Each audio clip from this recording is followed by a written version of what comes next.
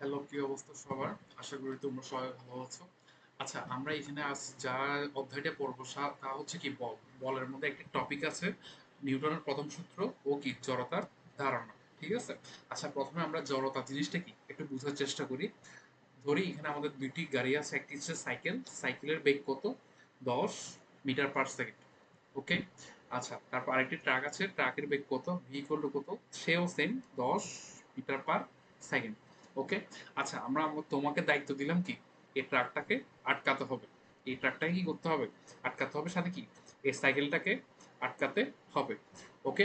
আচ্ছা, এখন তুমি যদি বলো কোনটাকে আটকাতে তোমার জন্য সুবিধা বা কোনটি তুমি আটকাতে পারবা, সবার আনসার থাকবে কি সাইকেলটি আমরা আটকাতে পারবো, ট্রাককে আটকানো কোনোভাবেই সম্ভব নয়।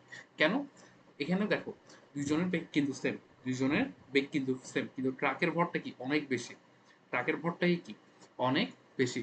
তাই বেগ সেম হলেও ট্রাকের অতিরিক্ত ভরের কারণে তাকে তার বেগ পরিবর্তন করা খুবই কঠিন।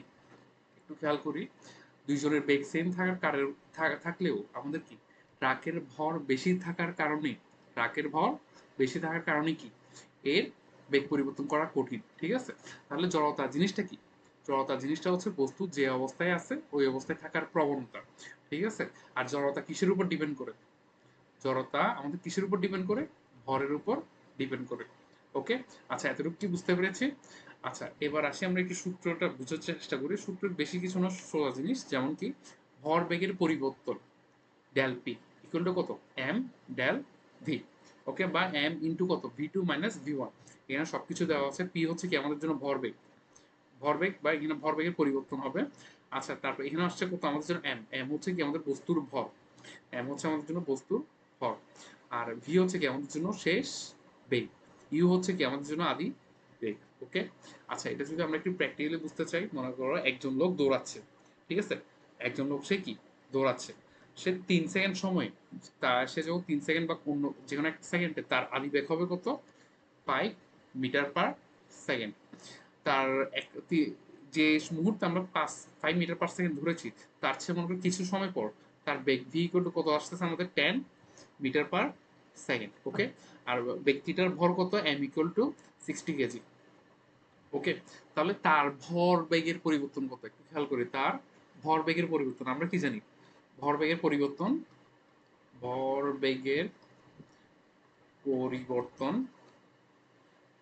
Del P is equal to, উপর থেকে দেখে লিখি, এম ইকুয়াল টু কত?